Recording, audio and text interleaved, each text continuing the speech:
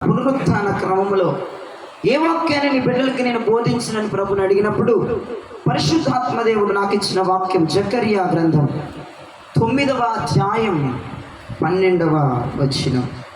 జకర్యా గ్రంథం 9వ అధ్యాయం 12వ వచనం. బంధకాలలో పడియుండియు నిరీక్షణ గలవారులారా మీ కోటను మరలా ప్రవేశించుడి. నీ కోటలోనికి మరలా ప్రవేశించండి. రెండంతులుగా మీకు మేలు చేసేదనని నేను నీకు మేలు చేసేదనని నేను ఈ రోజు నేను మీకు తెలియజేయుచున్నాను. యేసుకి స్తోత్రం చెప్పండి. నేను ధ్యానం చేస్తూ ఉన్నప్పుడు పరిశుద్ధాత్మ దేవుడు నాతో ఒక మంచి మాట మాట్లాడాడు. ఆయన అంటారు, బంధకములలో ఉండి నిరీక్షణ గలవారులారా, మీకు శుభవార్త. ఈ మధ్యాహ్న సమయంలో మీకు ఒక శుభవార్త. యేసుకి స్తోత్రం చెప్పండి. ఇక్కడ మీరు జకర్యా గ్రంథంలో చూస్తున్నటువంటి ఆ వచనాన్ని, చదివినటువంటి ఆ వచనాన్ని మీరు ఒకసారి మనం ధ్యానంలోకి వెళ్తే, ఎవరు బంధకాల్లో ఉన్నారు? యూదా ప్రజలు. దేవునికి ఇష్టమైనటువంటి, దేవుని సొత్తు అయినటువంటి, ఆయన రక్తముతో కడగబడినటువంటి యూదా ప్రజలు బబులోను రాజ్యమునకు చెరకు పట్టబడ్డారు, తీసుకువెళ్ళబడ్డారు. బబులోను రాజ్యానికి దేవుని సొత్తు అయిన ప్రజలు చెరగా వెళ్ళారు, పట్టబడ్డారు. వారు చెరలో ఉన్నారు, వారు బంధకాల్లో ఉన్నారు, బబులోను బంధకాల్లో వారు ఉన్నారు. 1 సంవత్సరం కాదు, 2 సంవత్సరాలు కాదు, 3 సంవత్సరాలు కాదు, 70 సంవత్సరములు యూదా ప్రజలు బబులోను చెరలో ఉన్నట్లుగా వాక్యం సెలవిస్తుంది. దేవుని ప్రజలైనటువంటి యూదా ప్రజలు, ఆయన సొత్తు అయినటువంటి యూదా ప్రజలు 70 సంవత్సరాలు బబులోను చెరలో వారు ఉన్నట్లుగా వాక్యం సెలవిస్తుంది. జకర్యా గారికి దేవుడు దర్శనమిచ్చి, జకర్యా గారితో దేవుడు ప్రవచనమెత్తి మాట్లాడుతున్నారు. బంధకములలో ఉండి యూదా ప్రజలారా, బబులోను చెరలో ఉన్న యూదా ప్రజలారా, బంధకములో ఉండి నిరీక్షణ కలిగి ఉన్నవారులారా, ఈరోజు మీకు విడుదల కలగబోతుందని ఆయన ప్రవచనమెత్తి మాట్లాడాడు. బిగ్గరగా చప్పట్లు గణపరచు. ఇది వేరియేషన్ కనుక్కోండి. ఇప్పుడు విడుదల ఎవరికి? ఈరోజు బంధకాలలో ఉండి నిరీక్షణ కలిగి ఉన్న వారికి విడుదల రాబోతుంది. ఈరోజు నిరీక్షణ. ఆ బబులోను రాజ్యంలో, బబులోను చెరలో నిరీక్షణ లేని వారు ఉన్నారు, నిరీక్షణ ఉన్నవారు ఉన్నారు. 70 సంవత్సరములు యూదా ప్రజలు నిరీక్షణ కలిగి ఉన్నారు. నా ప్రభు నన్ను విడిపిస్తాడు, నా ప్రభు చెర నుండి నన్ను తప్పిస్తాడు, నా ప్రభు బాధ నుంచి నన్ను విడిపిస్తాడు, నా ప్రభు సమస్య నుంచి నన్ను తప్పిస్తాడు, నా ప్రభు శోధం నుంచి నన్ను తప్పిస్తాడు, నా ప్రభు ఇరుకులో నుంచి నన్ను తప్పిస్తాడు. 70 సంవత్సరాలు. కొంతమంది బంధకాలలో ఉన్న ప్రజలు నిరీక్షణ కలిగి ఉన్నారంట. దేవునికి స్తోత్రం చెప్పండి. ప్రభు నాతో మాట్లాడిన మాట, ఈ రోజున చర్చికి వచ్చిన వాళ్ళందరికీ కాదంట విడుదల. ఎవరైతే బంధకాల్లో ఉండి, ఎవరైతే నిరీక్షణ కలుగున్నారో, ఎవరైతే ఆయన మీద నిరీక్షణ కలుగున్నారో వారికి ఈ రోజు విడుదలని ప్రభు చెప్పమన్నారు. వారికి మాత్రమే శుభవార్తని ప్రభు చెప్పమన్నారు. కొంతమంది ఉంటారండి, నిరీక్షణ ఉండదు వాళ్ళకి, బంధకాల్లో ఉంటారు, నిరీక్షణ ఉండదు, ఇక అయిపోయింది సీన్ అంటారు వాళ్ళు.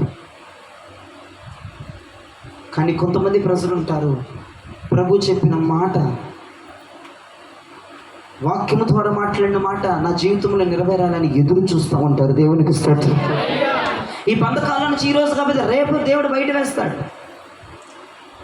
ఈ వారం కాకపోతే వచ్చే వారానికి మారింది నా పరిస్థితి, దేవుడు మాట నెరవేరింది. ఈ నెల కాకపోతే వచ్చే నెల నెరవేరింది, కానీ దేవుని మాట నెరవేరింది అన్నటువంటి ఒక నిరీక్షణ ఏ ప్రజలకైతే, ఇక్కడ కూర్చున్న వారికి ఎవరిలో అయితే ఉందో, ఖచ్చితంగా ఈ రోజు వారికి ఒక మంచి శుభవార్త, నీకు విడుదల దేవుడు తటాస్తించింది అని చెప్పి మన ప్రభు మాట్లాడారు. నీకు విడుదల తటాస్తించింది ఈరోజు.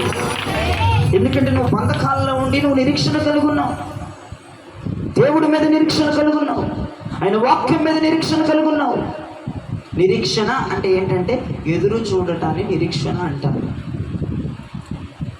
నిరీక్షణ అన్న మాటకు అర్థం ఏంటంటే ఎదురు చూడటాన్ని. ఒక కార్యము కొరకు, దేవుని మాట కొరకు, దేవుడు మాట ఇచ్చారా జరగటానికి ఎదురు చూస్తారు చూసావా, అది నిరీక్షణ.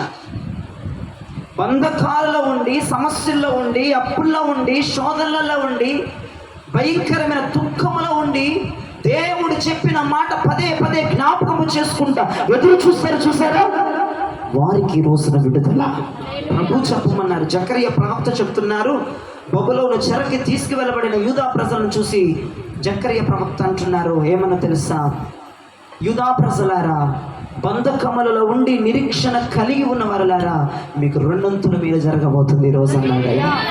నేడే జరగబోతుంది మీకు రెండంతుల మేలు. జకరియా గారు, ఎందుకు వాళ్ళకి రెండంతుల మేలు జరిగింది, నాకెందుకు జరగదు అంటే ఆయన అంటాడు, వరే నువ్వు బంధకాల్లో ఉన్నావు, తను బంధకాల్లో ఉన్నాడు, కానీ నువ్వు నిరీక్షణ కలిగి లేవు, తను నిరీక్షణ కలుగున్నారు, అందుకే ఈరోజు తనకి విడుదల, నీకేమో శాశ్వత శాపం. చూడండి, ఇద్దరు బంధకాల్లో ఉన్నారు, ఇద్దరు సేమ్ ప్రాబ్లమ్స్తో ఉన్నారు, ఇద్దరికి అప్పులే, ఇద్దరికి రోగాలే, ఇద్దరికి కొట్లాట్లే, ఇద్దరికి శ్రమలు. వాళ్ళ ఇంట్లో ఏం జరిగితే నీ ఇంట్లో అదే జరిగింది, ఓకే ఇద్దరికి సేమ్. కానీ ఒక వ్యక్తి విడుదల పొందలు. కారణం ఏంటని జకరియా గారిని అడిగితే ఆయన అంటాడు, ఆమె నిరీక్షణ కలిగి ఉంది, నువ్వు నిరీక్షణ కలిగి లేవు అంటాడు. ఈరోజు నీ వర్తమానం కూడా ఎవరికో తెలుసా, నిరీక్షణ కలిగి ఉన్న ప్రజలే ఈరోజు విడుదల పొందుతారు.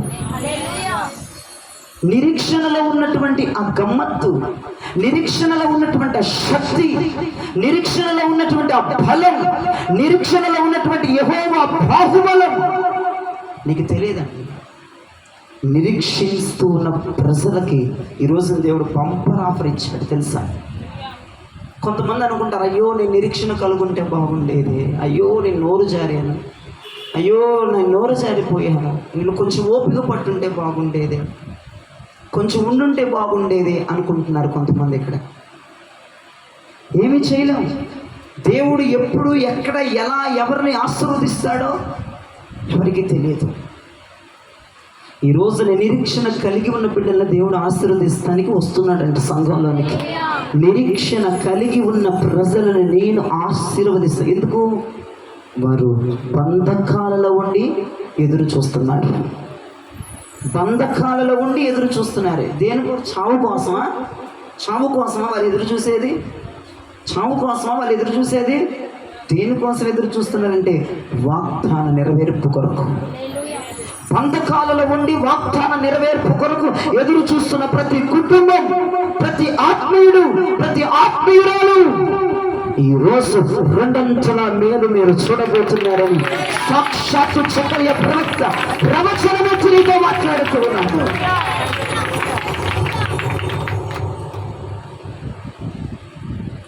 నిరీక్షణ అంటే అర్థం ఏంటి? ఎదురు చూడటం. అందరూ చెప్పండి, ఎదురు చూడటం. దేవుడు చెప్పిన కార్యం కొరకు ఎదురు చూడటం,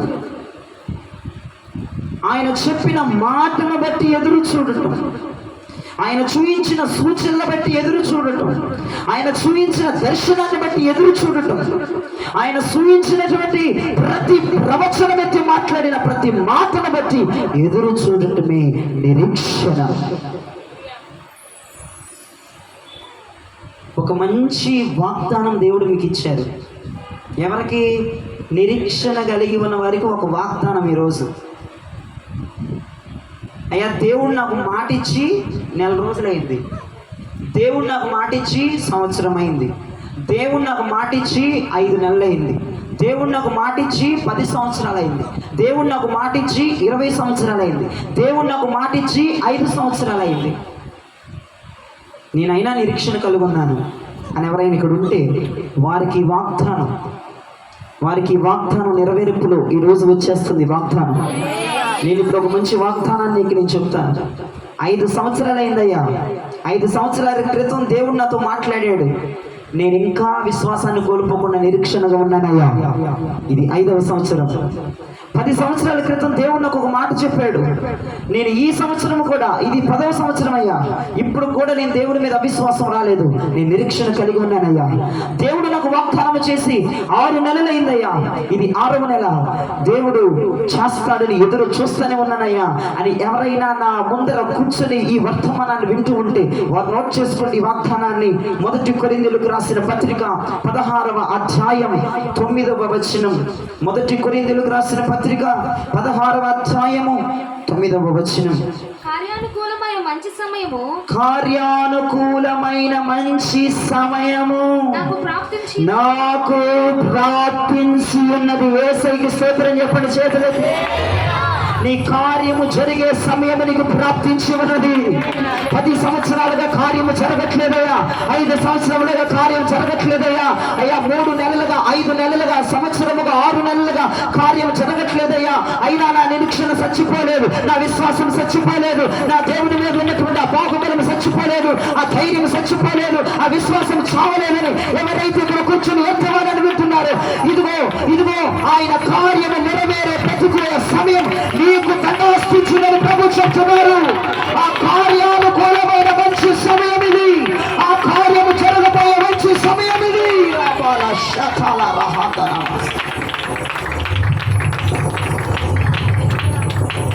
ఖచ్చితంగా నిలబడిన వారికి దేవుడు ఏదో చెప్పుంటాడు. మీరు నిరీక్షణతో ఉండుంటారు, నిరీక్షణ కోల్పోలేదు. అవునా? నిలబడిన వాళ్ళందరూ అవునా?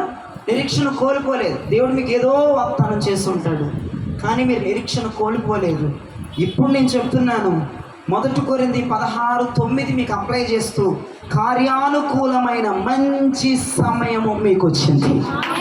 కార్యము జరిగే రోజు ఈ రోజు మీకు. కూర్చోండి. ఈ వాగ్దానం ఎవరికంటే, ఎవరికి చెప్పండి? నిరీక్షణ కలిగి ఉన్న వారికి ఈ కార్యం జరుగుతుంది. 5 సంవత్సరాలైనా సరే, 10 సంవత్సరాలైనా సరే, 20 సంవత్సరాలైనా సరే, 30 సంవత్సరాలైనా సరే, వినండి చాలా జాగ్రత్తగా. ఎన్ని సంవత్సరాలైనా నువ్వు నిరీక్షణ కోల్పోలేదా? నువ్వు విశ్వాసాన్ని కోల్పోలేదా? చాలా జాగ్రత్తగా వినండి. నీకే కార్యానుకూలమైన మంచి సమయం, దేవుడు నిన్ను మంచి సమయంలోకి తీసుకొచ్చాడు. ఆ 5 సంవత్సరాలుగా జరగని కార్యం, 10 సంవత్సరాలుగా జరగని కార్యం, 1 సంవత్సరముగా జరగని కార్యం, నెలలుగా జరగని కార్యం ఈ రోజు జరగబోతుంది. ఇది కార్యానుకూలమైన మంచి సమయం అంటున్నారు నీకు ప్రభు. నీకు ప్రభు చెప్తున్నారు, ఇది ఒక మంచి సమయం. యేసయ్యకు స్తోత్రం చెప్పండి. ఇది ఒక మంచి సమయం. యేసయ్యకు స్తోత్రం చెప్పండి. ఈ మాటలన్నీ కూడా నిరీక్షణ కలిగిన వారికి మాత్రమే జరుగుతుంది. ఇప్పుడు నేను చెప్పే మాటలన్నీ ఎవరికి జరుగుతాయి? ఎస్, నిరీక్షణ, విశ్వాసం. మిగతా వాళ్ళకి జరగదు. అసలు నిరీక్షణ ఎలా కలుగుతుంది? కొన్ని విషయాలు నేను మీ యొక్క దృష్టికి తేవాలని ఆశపడుతున్నాను. అసలు నిరీక్షణ ఎలా కలుగుతుంది వాక్యానుసారంగా చూద్దాం. 119వ కీర్తన 49వ చరణం. 119వ కీర్తన 49వ చరణం. అసలు నిరీక్షణ ఎలా కలుగుతుంది? నీ సేవకునికి దయచేయబడిన మాట జ్ఞాపకము చేసుకునుము. దాని వలన నీవు నాకు నిరీక్షణ పుట్టించి ఉన్నావు. యేసయ్యకి చేతులెత్తి స్తోత్రం చెప్పండి. దావీదు మహారాజు అంటున్నాడు, నీ సేవకునికి నీవిచ్చిన మాట ఒక నిరీక్షణ కలిగించుచున్నది. సేవకుడు ద్వారా దేవుడు నీతో మాట్లాడతాడు. ఎన్నోసార్లు ప్రవచనం ఎత్తి దేవుడు నీతో మాట్లాడాడు. నీ దైవజనుడు నోటి నుండి ఎన్నోసార్లు నిన్ను దేవుడు ఆశీర్వదిస్తున్నాడని మాట్లాడాడు. దేవుడు నీ యొక్క కరువు కాలం పోతుందని మాట్లాడాడు. దేవుడు నీ దుఃఖ దినములు సమాప్తంగా మాట్లాడాడు. ఆ మాట ద్వారా ఒక వ్యక్తిలో నిరీక్షణ కలుగుతుందని వాక్యం సెలవిస్తుంది. దైవ సేవకుని నోట ఉంచిన ఆ వాక్కు ద్వారా నిరీక్షణ కలుగుతుందంట. అసలు నిరీక్షణ ఎక్కడ పుట్టిద్ది, అసలు నిరీక్షణ పుట్టడానికి గల కారణం ఏంటి, నిరీక్షణ బయోడేటా ఏంటంటే నేను చెప్తున్నాను, ఇక్కడ దావీదు మహారాజు చెప్తున్నారు, సేవకుడి నోట ఉంచిన మాట నాకు నిరీక్షణను కలగజేసింది. Praise the lord. Hallelujah, hallelujah. ఎవరో కొంచెం శ్రమల్లో వచ్చారు చర్చికి, నేను వారికి ప్రార్థన చేశాను.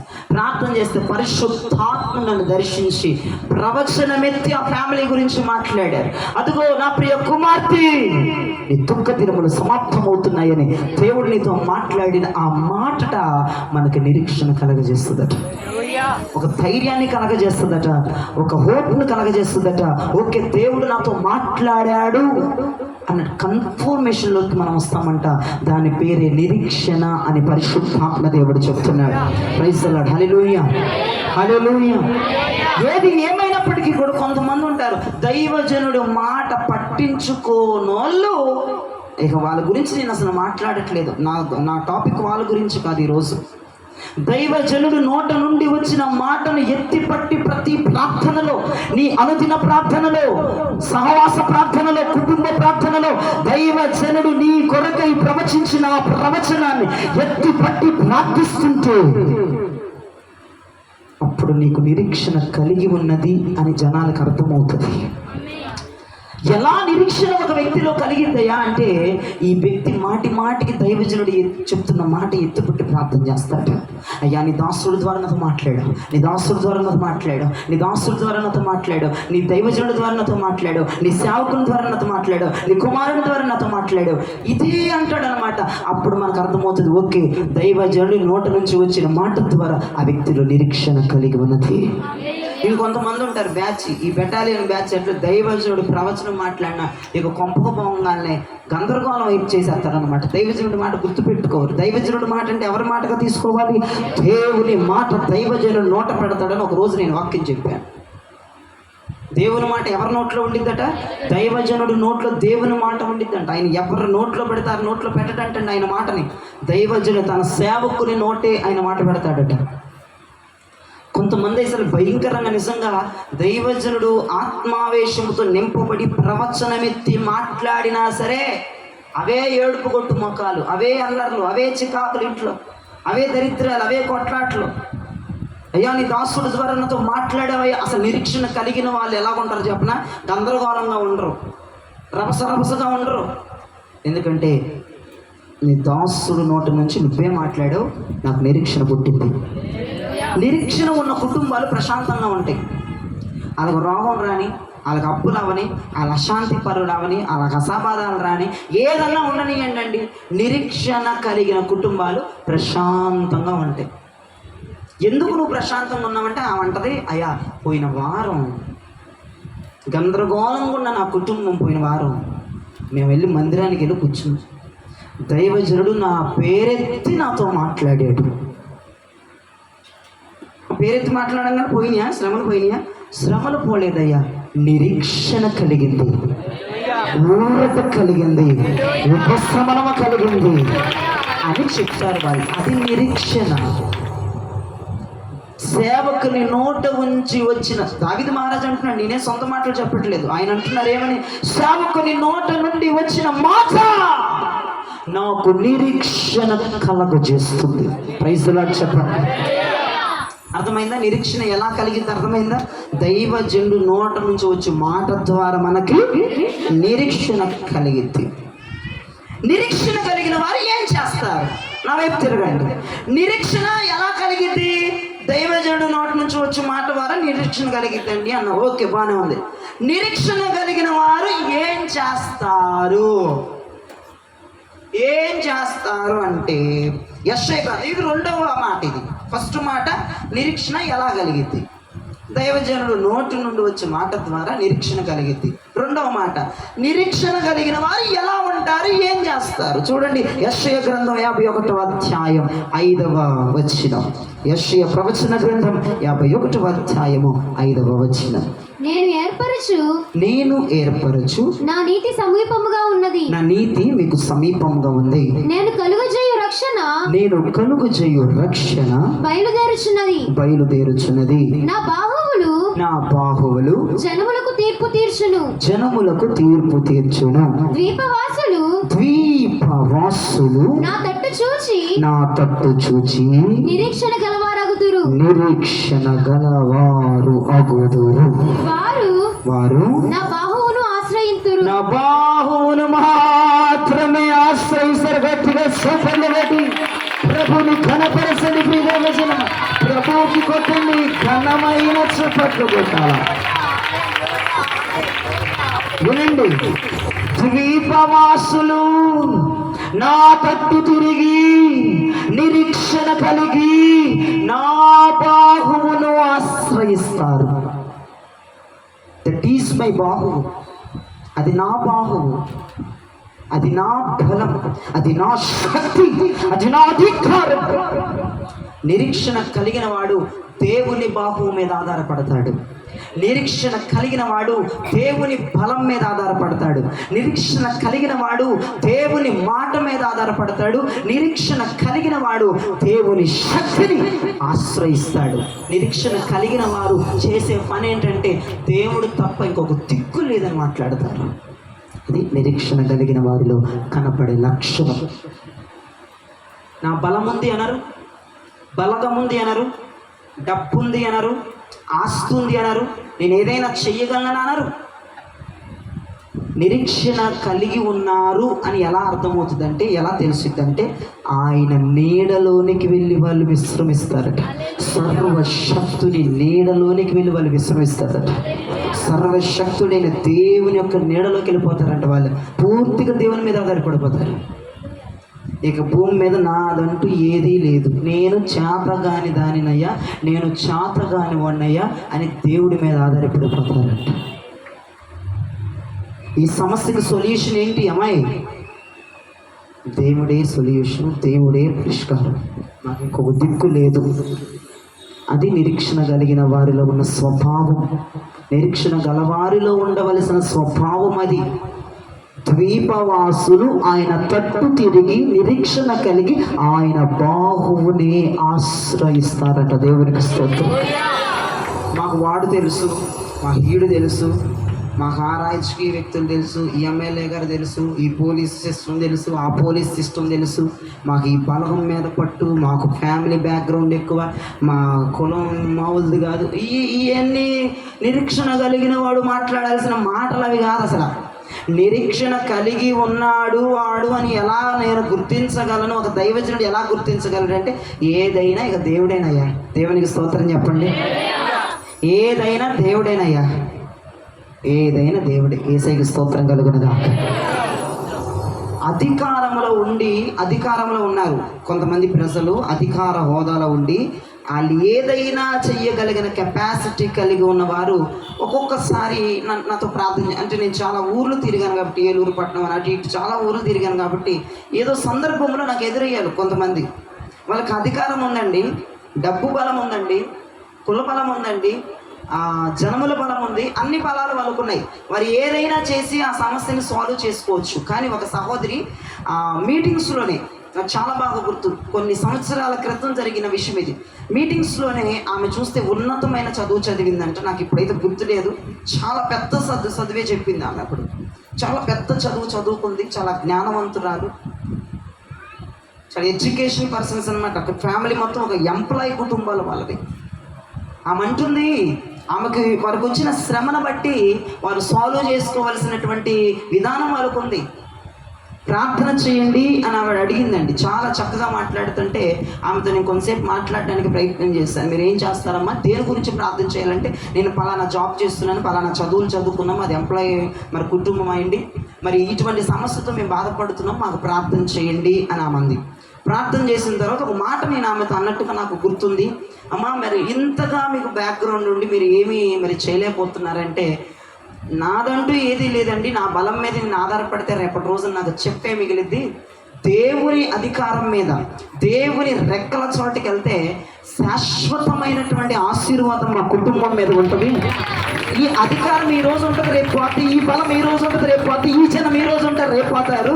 కానీ శాశ్వతమైన బాహువు కలిగేవాడు నా దేవుడు. ఆయన బాహువు మీద నేను ఆధారపడుతున్నానయ్యా, దేవుని మీద నేను ఆధారం అని చెప్పిందండి. ఒక ఎంప్లాయీ కుటుంబం, ఒక ఎడ్యుకేషన్, ఒక మంచి హోదాలో ఉన్నటువంటి, ఒక మంచి చదువును చదివినటువంటి వ్యక్తులు మాట్లాడవలసిన మాటలైతే నాకు తెలిసేవి కాదు. కానీ ఆ బిడ్డలో నుంచి వచ్చినటువంటి గమ్మత్తైన మాట నిజంగా నన్ను చాలా ధైర్యపరిచింది. నన్నే ధైర్యపరిచింది. వాక్యం చెప్పి నన్నే ఆ బిడ్డలో వెలువడిన మాట నన్ను ధైర్యపరచడానికి ప్రభు సిద్ధం చేశాడు.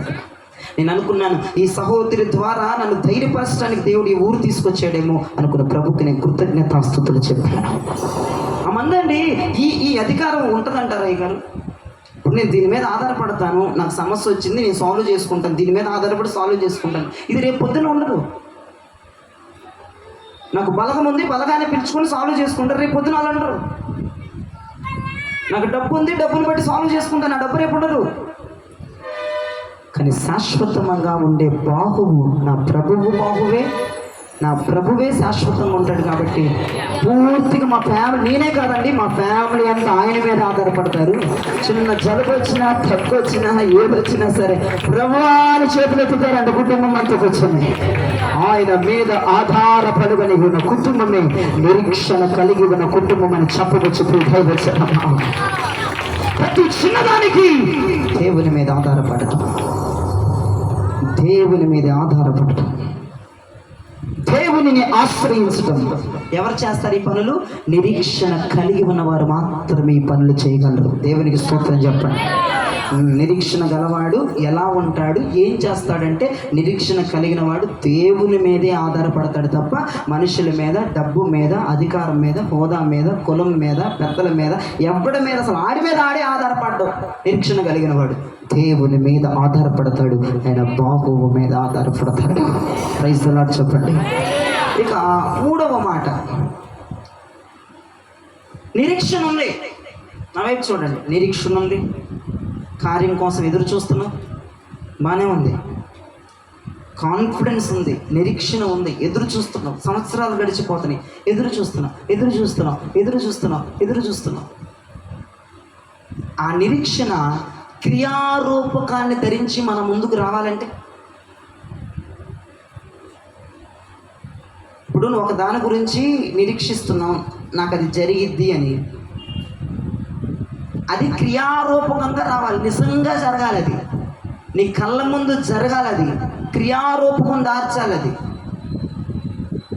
సపోజ్ మీకు అర్థం అవడానికి ఫ్రిడ్జ్ కొనుక్కోవాలని నిరీక్షణతో ఉండవు. అసలు నీ దగ్గర అసలు అమౌంట్ లేవు, డబ్బులు లేవు. అసలు ఈఎంఐ అంటే ఒక 1000 రూపాయలు, ఒక 5,000-6,000 కట్టడానికి కూడా లేదు.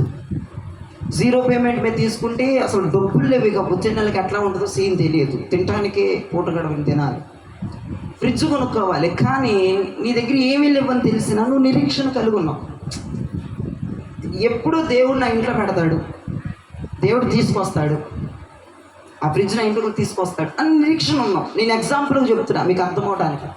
నిరీక్షణ కలిగి ఉన్నావు. నెలలు అయిపోతుంది, సంవత్సరాలు అయిపోతుంది, నిరీక్షణ కలిగి ఉన్నావు.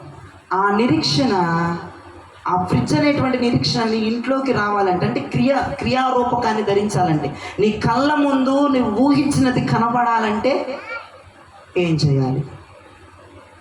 నువ్వు నిరీక్షణ కలిగి ఉంది నిజమే.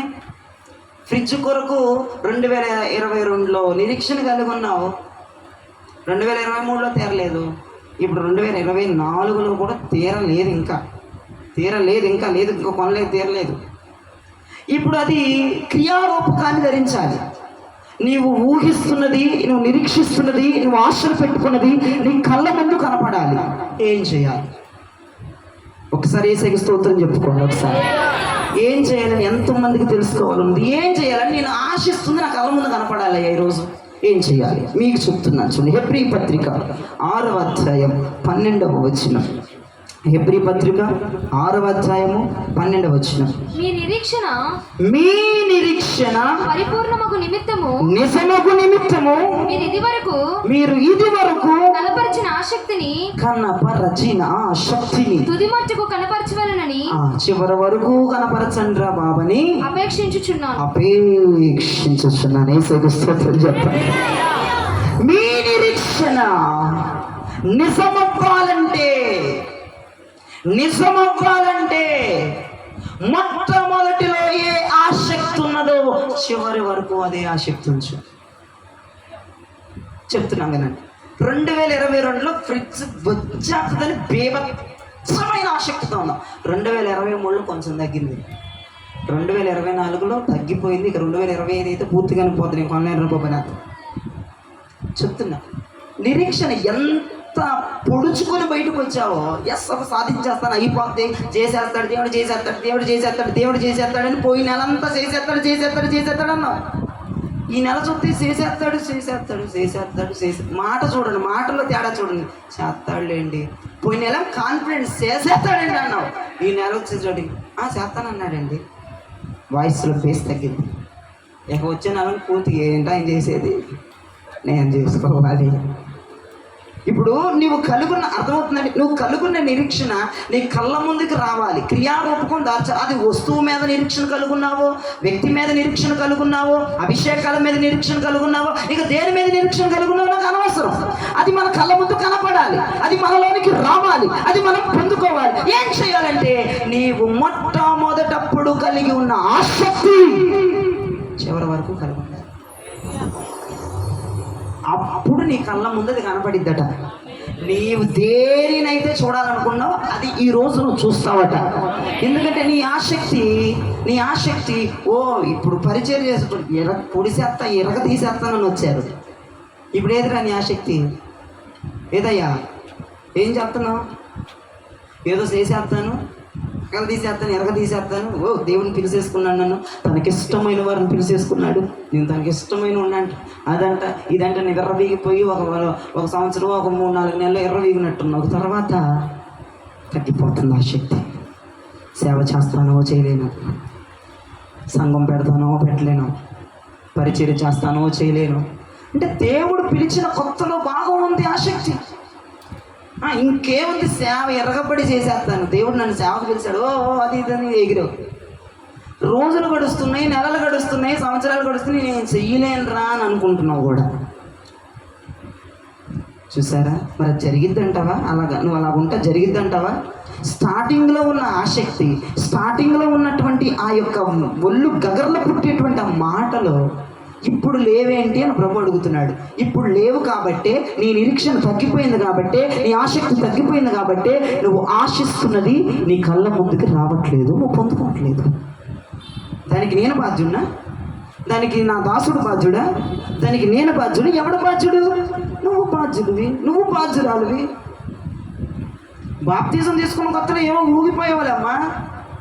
ఇప్పుడేదో నిరీక్షణ, ఇప్పుడేదో ఆసక్తి, ఇప్పుడేదో పరుగులు, ఇప్పుడేదో పరుగులయ్యి స్లో తగ్గిందేంటి?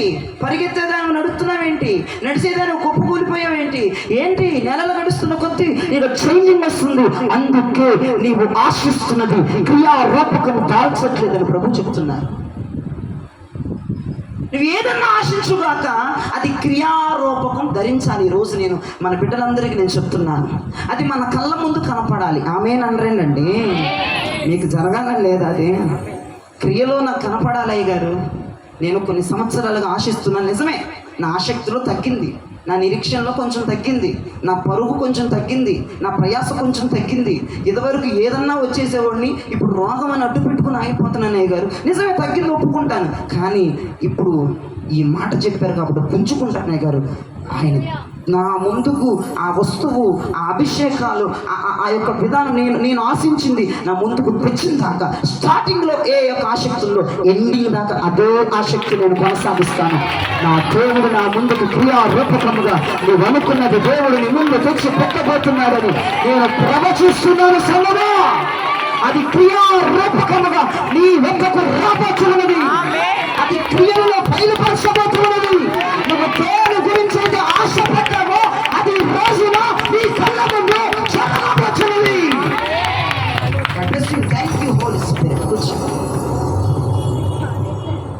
నువ్వు దేని కోసమైతే ఎదురు చూస్తున్నావో, నువ్వు దేనికోసం అయితే ఎదురు చూపులు చూసావో, నువ్వు దేనికోసం అయితే పడిగాపులు కాసావో, దయచేసి నా మాట వినండి, దయచేసి నా మాట వినండి. నీవు మొదటిలో ఉన్న ఆసక్తి ఇప్పుడు కూడా ఉంటే గనక ఎప్పుడో నువ్వు ఆశించింది నీ కళ్ళ ముందు కనపడేది. కారణం నువ్వే. నిరీక్షణ తగ్గిపోతుంది, విశ్వాసం తగ్గిపోతుంది. కాబట్టి నువ్వు ఆశించింది చూడలేకపోతున్నావు నీ ఫ్యామిలీలో. కరెక్టేనా నేను చెప్పే మాట? హల్లెలూయా చెప్పండి. నేను చెప్పేది కరెక్ట్, హల్లెలూయా చెప్పండి. నిజమేనండి, అది నీ తప్పు. ఆసక్తి లేదంటున్నాడు ప్రభు. జయరాజు మొట్టమొదటిలో నా బిడ్డ బలమైనటువంటి ఆసక్తితో ఉంది, నేను చేస్తానన్న కాన్ఫిడెన్స్తో ఉంది, అది నేను సాధిస్తానన్నటువంటి నిరీక్షణ కలిగి ఉంది. మరి నెలలు గడుస్తున్న కొద్దీ, కాలాలు మారుతున్న కొద్దీ నా బిడ్డలో నిరీక్షణ తగ్గిపోతుంది నానా అని దేవుడు నాతో చెప్పారు. అందుకే ఆ బిడ్డ అది చూడలేకపోతుంది, ఆ స్వాస్థ్యాన్ని అనుభవించలేకపోతుంది, ఆ కార్యాన్ని క్రియారూపకంగా చూడలేకపోతుంది, ఆ స్వస్థతను చూడలేకపోతుంది, అభిషేకాన్ని చూడలేకపోతున్నాడు. నిరీక్షణ కోల్పోతున్నారు, ఆసక్తి కోల్పోతున్నారు. ఇక్కడ అదే కదండి చెప్తుంది ఎబ్రీ పత్రికలో. మీ నిరీక్షణ నిజమవ్వాలంటే మొదటిలో ఉన్న ఆసక్తి చివరి వరకు తుదముట్టించండి. ఖచ్చితంగా కళ్ళ ముందు వచ్చి కనపడిద్ది. నువ్వు ఏదనుకున్నావు అది చూస్తావు, నువ్వు కళ్ళ ముందే. నీ ఆసక్తి రెట్టింపగునుగా ప్రార్థిస్తున్నా, రెట్టింపగునుగా ప్రార్థిస్తున్నా, రెట్టింపగునుగా ప్రార్థిస్తున్నా. ఎన్ని విషయాలు చెప్పాను నేను? 3 విషయాలు చెప్పాను. అసలు నిరీక్షణ ఎలా పుట్టింది? దైవజనుడి నోటిలో నుంచి వచ్చుచున్న మాట ద్వారా మనకి నిరీక్షణ కలిగిన వాడు ఎలా ఉంటాడమ్మా? దేవుని బాహువు మీదే ఆధారపడతాడు. ఏ తుమ్ము వచ్చినా ఏసై అంటాడు, దగ్గు వచ్చినా ఏసై అంటాడు, జ్వరం వచ్చినా ఏసై అంటాడు, నొప్పులు వచ్చినా ఏసై అంటాడు, ఏదొచ్చినా ఏసై అంటాడు. వాడికి ఇంకొక బ్యాక్గ్రౌండ్ సిస్టమ్ ఉండదు వాడికి. దేవునికి స్తోత్రం. అది 2వది. ఇక 3వది, నీవు నిరీక్షించినది క్రియారూపకములో చూడాలంటే, అంటే నిజంగా నీ కళ్ళ ముందు నువ్వు ఆశిస్తుంది కనపడాలంటే, మొదటిలో ఉన్న నీ ఆసక్తి ఎండింగ్ వరకు, చివరి వరకు తుదముట్టించాలి. అప్పుడు నీ కళ్ళ ముందు కనబడుతుంది. 4వ మాట చెప్పు, ముగించేస్తానండి. ఇక నేను మనకు ఒక గొప్ప నిరీక్షణ ఉందంట. ఏ నిరీక్షణ ఉందో మనకి? గొప్ప నిరీక్షణ అంట. నీవు నిరీక్షించే నిరీక్షణల కల్లా ఇది ఎత్తైన నిరీక్షణ అంట. ఇది మామూలు నిరీక్షణ కాదంట, గొప్ప నిరీక్షణ అని ప్రభు చెప్పారు. అదేంటో చూడండి. 1 పేతురు 1వ అధ్యాయం 13వ వచనం.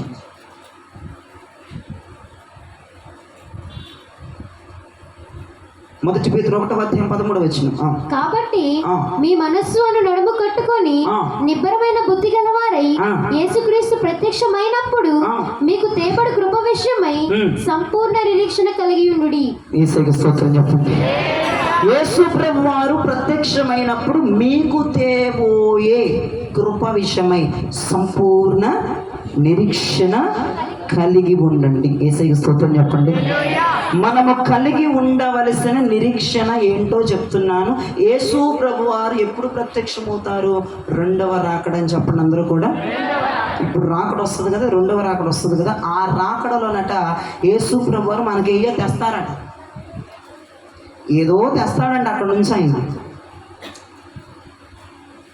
ఆయన తెచ్చే, నీకు తెచ్చే కృప విషయమై నీవు నిరీక్షణ కలిగి ఉండు, సంపూర్ణమైన నిరీక్షణ కలిగి ఉండు. ఎవరికి కలిగింది నిరీక్షణ? యేసయ్య వస్తాడు, నాకు తెస్తాడు. ఎవరికి కలిగి ఉంటుంది నిరీక్షణ? యేసయ్య నాకు వస్తాడు, నాకు తెస్తాడని ఎవరికి నిరీక్షణ ఉంటుందో చెప్పనా? నేను ఈ నిరీక్షణ ఎవరిలో ఉంటుందో చెప్పనా? పరిశుద్ధులకి మాత్రమే ఈ నిరీక్షణ ఉంటుంది. నీతి క్రియలు చేసేవారికి మాత్రమే ఈ నిరీక్షణ ఉంటుంది. ప్రభు నిమిత్తము దూషించబడి వారికి మాత్రమే ఈ నిరీక్షణ ఉంటుంది. ప్రభు నిమిత్తము అన్యాయ తీర్పులు తీర్చబడిన వారికి మాత్రమే ఈ నిరీక్షణ ఉంటుంది. ఏంటో తెలుసా? నా నిమిత్తము నువ్వు కొట్టబడి, నా నిమిత్తము నువ్వు దూషించబడి, నా నిమిత్తము నువ్వు అవమానించబడి, నా నిమిత్తమేనా నువ్వు పడుతుంది, నా నిమిత్తమేనా నువ్వు పడుతుంది. అవునయ్యా, నీ నిమిత్తమే అన్నారయ్యా, నీ సేవ చేస్తుంటే అన్నారయ్యా, చర్చికి వెళ్తుంటే అన్నారయ్యా, వైట్ బట్టలు వేసుకెళ్తా అంటున్నారయ్యా, నేను బాగా ప్రార్థన చేస్తే అంటున్నారయ్యా. ఓకే, నా గురించి అంటుంది, నీ కోసం నేను ప్రత్యక్షతలు ఏదైతే పట్టుకొని రాబోతున్నా. నిరీక్షణ కలిగి అవుతుంది. నా కోసమేనా నేను అంది? అవునయ్యా, చర్చికి వెళ్తుంటే పొద్దుగూకులు వైట్ బట్టలేనా అని అంటున్నారయ్యా. నా మీద పెద్ద నిందేసేస్తున్నారు. నీకు భర్త ఉన్నాడు కదా, ఆయన ఏంటి తెల్ల బట్టలు వేసుకున్నావు అని అన్నారయ్యా. మీ నిమిత్తమే నన్ను దూషిస్తున్నారయ్యా, ఇలా అంటున్నారయ్యా, అలా అంటున్నారయ్యా, అయినా పర్లేదయ్యా అని అన్నావు అనుకో. ప్రభు అంటున్నాడు, ప్రత్యక్షతలో నీకు ఏదో పట్టుకొస్తాడట ఆయన. దాని విషయమే నిరీక్షణ కలిగి ఉండమంటున్నారు. అది గొప్ప నిరీక్షణట. ఆయన ఏ కిరీటాన్ని తెస్తాడో, నీ నీతి క్రియలను బట్టి, నీ పరిశుద్ధ క్రియలను బట్టి, నీ యథార్థమైన క్రియలను బట్టి, నీ కృప కలిగిన క్రియలను బట్టి ఎటువంటి నీతి కిరీటాలు తెచ్చి దేవుడు పెట్టి ధరింపజేసి మనల్ని మధ్యాకాశానికి తీసుకువెళ్తాడు. ఆయన ఏ బహుమానాన్ని మనకు తేబోతున్నాడు. ఎవరికి ఉంటుంది ఈ నిరీక్షణ? పరిశుద్ధులకి అని చెప్పండి గట్టిగా. ఎస్, నీతి క్రియలు చేసిన వాళ్ళకు ఉంటుంది కన్ఫర్మేషన్. దేవుడు వస్తాడు, నాకు గిఫ్ట్ తెస్తాడు. అనామకులకి ఉత్తుత్తులుగా తేడు. హలో, చర్చిలో ఒకరోజు కనపడి ఒకరోజు కనపడినోడు కాదు అక్కడ వచ్చేది బహుమానం.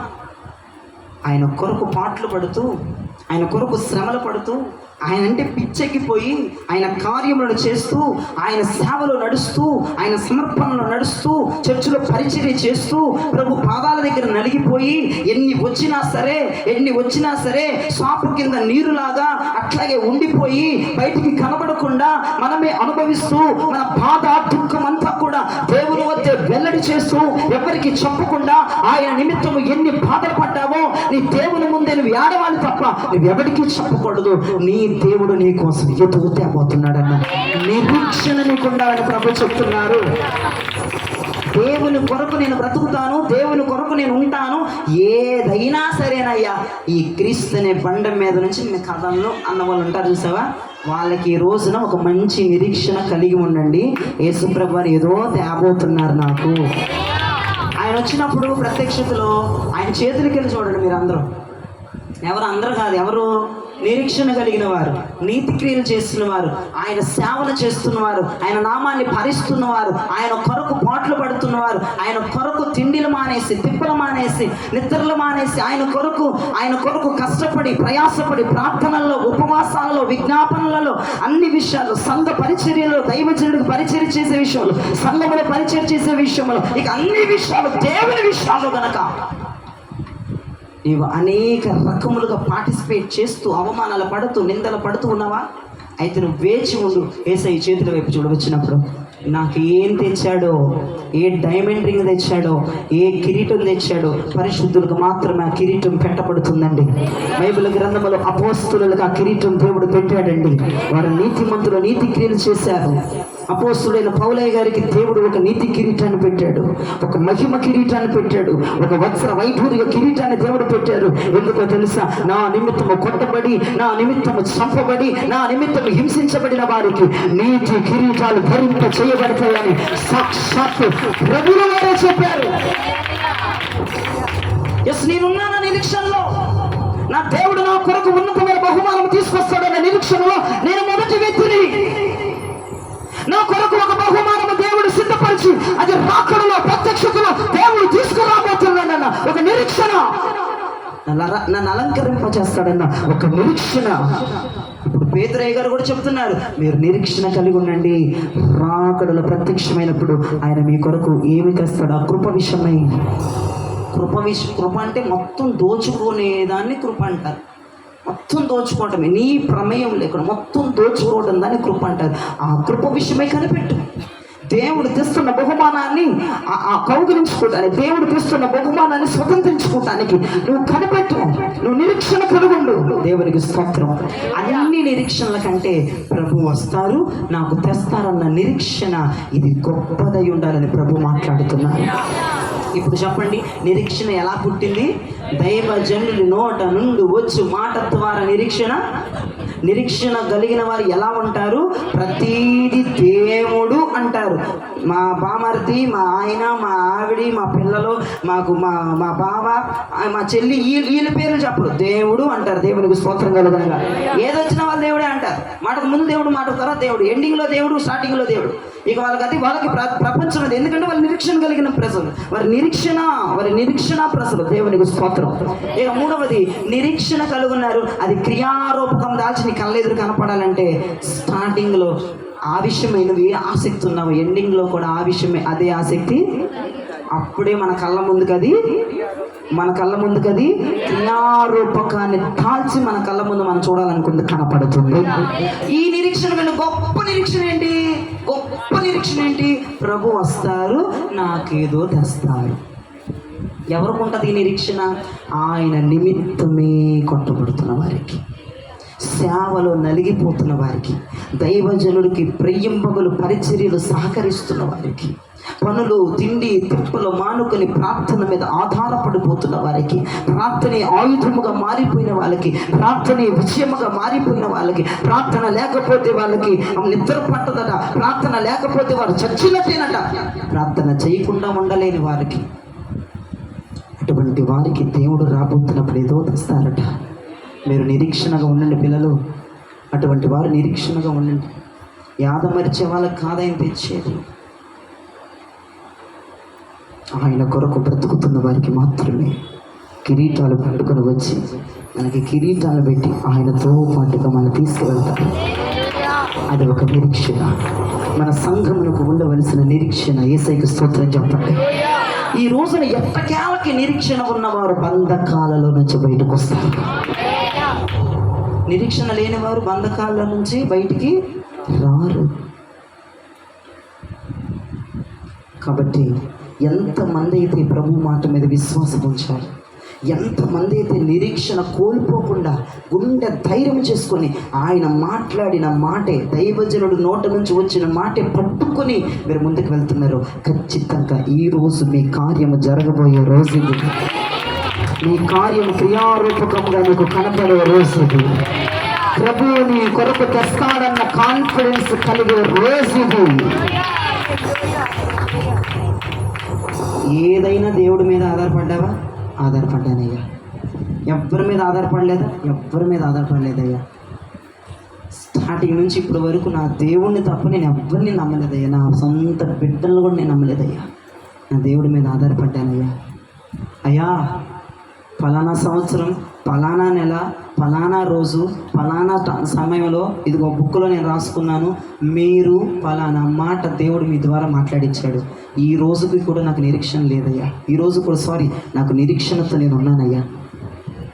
2 సంవత్సరాలు అయిందయ్యా మీ ద్వారా దేవుడు మాట్లాడి, కానీ నా నిరీక్షణలో దమ్ము తగ్గలేదయ్యా. నా నిరీక్షణలో ఓపిక తగ్గలేదయ్యా. నా పరుగులో ఆయాసం కనబడట్లేదయ్యా. నేను హ్యాపీగా పరిగెడుతున్నానయ్యా అని ఎవరైనా ఉన్నారా? ఖచ్చితంగా ఈరోజు నీ కార్యము సఫలమగే రోజు నామములో నేను ప్రార్థిస్తున్నాను. నీ కొరకు నేను ప్రవచిస్తున్నాను. God bless you. ఈ వాక్యాన్ని దేవుడు దీవించి మీ వినికిడిలో ఆశీర్వదించి ఫలింపు చేయనుగాక. ఆమేన్.